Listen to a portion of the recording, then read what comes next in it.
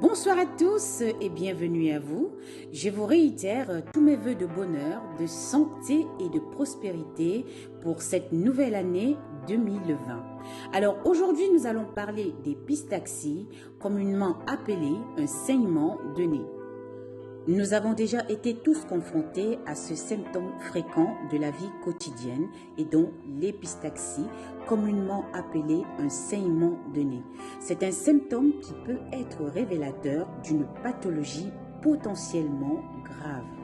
L'épistaxie, qu'est-ce que c'est? Une épistaxie est une hémorragie extériorisée par les fosses nasales. On l'appelle communément un saignement de nez. Bien que très fréquente et sans gravité dans la grande majorité des cas, certaines épistaxies peuvent comporter un risque vital, et cela par leur importance ou la fragilité du terrain sur lequel elles surviennent. Quelles sont les causes d'épistaxie?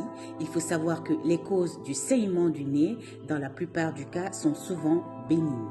Il y a une hypertension artérielle poussée, un traumatisme du nez, des tumeurs, la prise répétée des drogues par voie nasale, certains médicaments tels que les anticoagulants, la chaleur.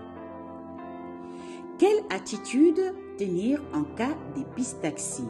Tout d'abord, vous gardez votre calme et sachez que notre corps contient 5 litres de sang. Et ce n'est pas parce que vous allez saigner un peu que vous allez rentrer tout de suite en panique. Le saignement de nez étant le plus souvent bénin.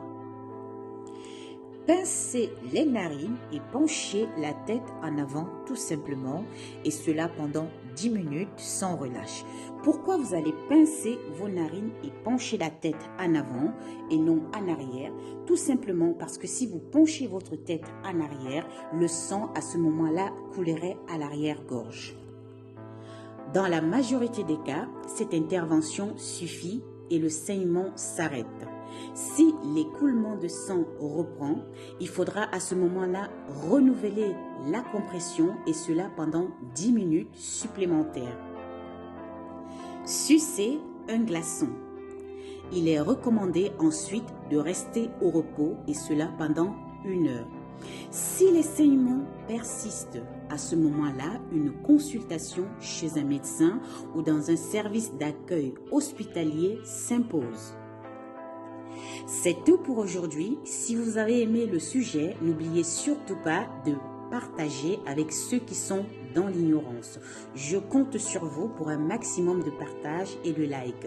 Alors sur ce, je vous souhaite une excellente soirée et vous dis donc à très bientôt. Bye bye, que Dieu vous garde.